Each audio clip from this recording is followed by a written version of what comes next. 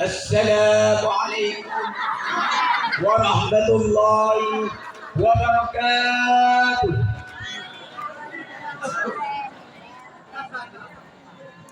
الحمد لله الواحد العطية، والصلاة والسلام على خير البرية سيدنا محمد بن عبد الله وعلى آله وصحبه ذوي النفوس الزكية.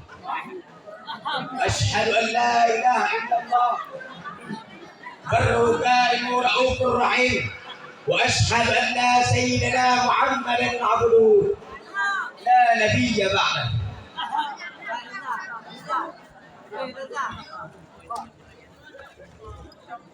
أشهد أن لا إله إلا الله وأشهد أن محمد رسول الله لا نبي بعده. Yang pertama-tama dan yang paling utama, marilah sama-sama kita panjatkan atas kehadirat Allah, yang mana oleh Allah yang telah memberikan beribu-ribu nikmat dan bermacam-macam nikmat, sehingga nikmat tersebut tidak dapat terhitung sampai hari kiamat. Salawat dan salam kepada seorang aktor yang tak pernah menaiki motor, dan juga kepada seorang aksi yang aksinya melebihi Valentino Rossi. Siapakah beliau? Beliau adalah seorang pemuda padang pasir yang tak pernah gentar melawan orang-orang kafir. Subuh Senin beliau lahir, patung-patung di sekeliling Ka'bah jatuh tergelincir. Beliau adalah putranya Abdullah, buah hati Siti Aminah, yang bergelar Habibullah, yaitu baginda Muhammad sallallahu alaihi wasallam. Salawat dan salam pula kepada al dan sahabat beliau, yang mana oleh al dan sahabat yang seiring bau, seiring langkah menegakkan kebenaran bersama Rasul, yang berlafaz la ilaha illallah Muhammadur Rasulullah di atas permukaan bumi. Doa restu banyak alim ulama, baik ulama itu yang bersifat mutaqaddimin maupun yang bersifat mutaakhirin, baik ulama itu yang masih hidup satu ataupun dua lagi di atas permukaan bumi ini. Kata-kata ta'ziman kami kepada Abi selaku pimpinan Dayah Talibul Huda beserta sekeluarga. Semoga beliau dan sekeluarga dilimpahkan rahmat dari Allah. Amin amin ya rabbal alamin. Kata-kata ta'ziman dan kemuliaan kami juga kepada guru-guru yang telah mengajari kami baik siang ataupun malam. Wabil khusus dewan juri yang telah sudi menilai kami dengan seadil-adilnya. Tujuan saya berdiri di sini tidak lain dan tidak bukan hanyalah ingin mengupas satu patah kata yang saya patah-patahkan menjadi beberapa kata-kata yang berjudul meneladani akhlak Rasulullah dalam menuntut ilmu.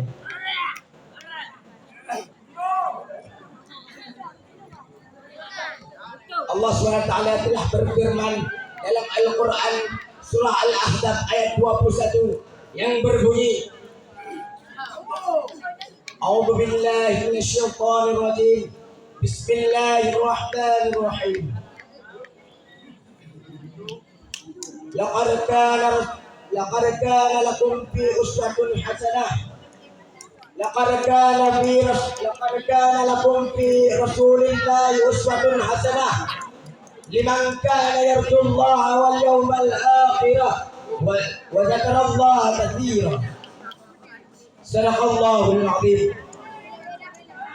Yang artinya sungguh telah ada pada diri Rasulullah yaitu suri tauladan yang baik bagimu, yaitu bagi orang-orang yang mengharapkan rahmat Allah dan hari kiamat dan yang banyak mengingat Allah.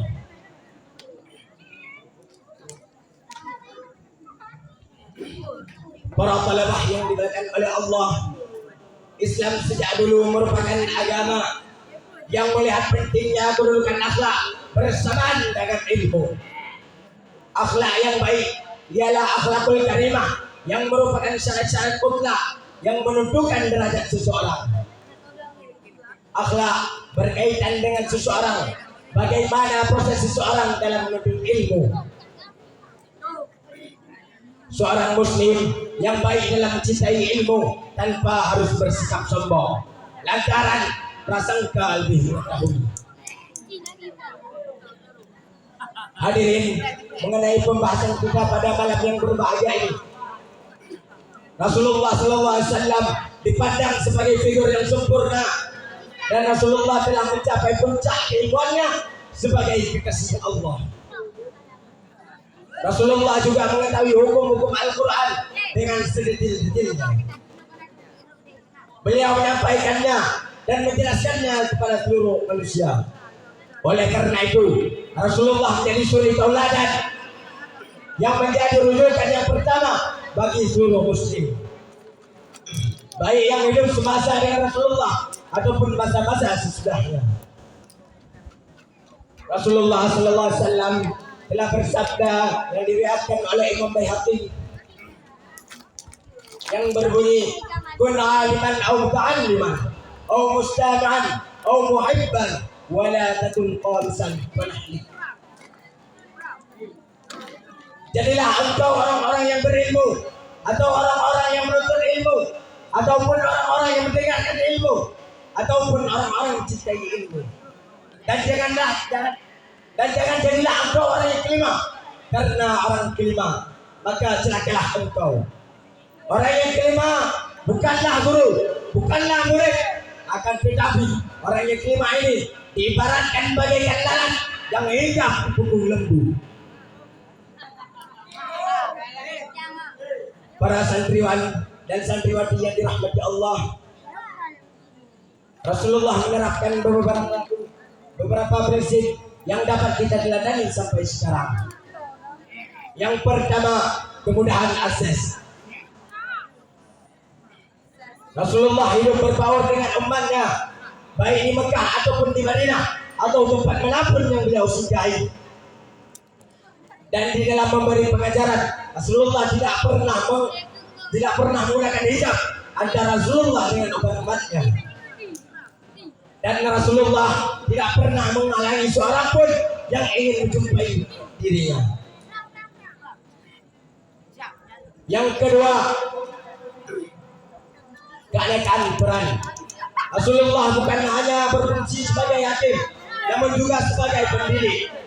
Yang mana hakim ataupun pendidik yang adil seadil-adilnya.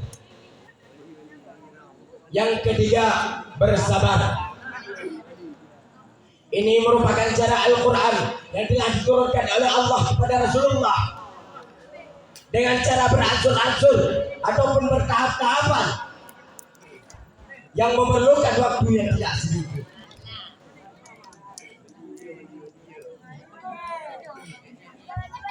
Para talabah yang dimuliakan oleh Allah, semoga akhlak Rasulullah dan karakternya dapat kita publikasikan dan kita metodikan dalam setiap hari. Karena berhak bagi seorang yang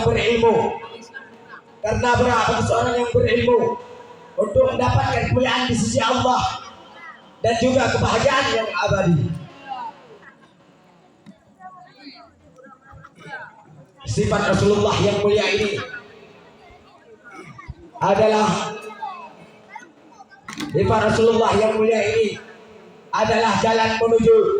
satu jalan yang memudahkan santri untuk mencapai ilmu. Dan ilmu adalah jalan yang menuju kebahagiaan.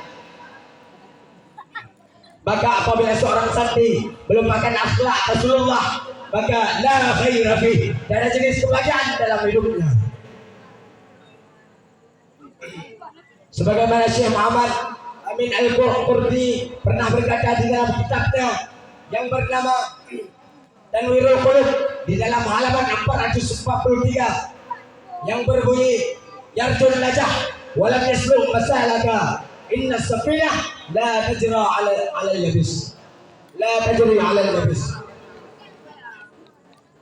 Ingatlah wahai orang-orang yang mengharapkan kebahagiaan namun meninggalkan jalannya, bahwa sesungguhnya kapal laut tidak berlayar di daratan.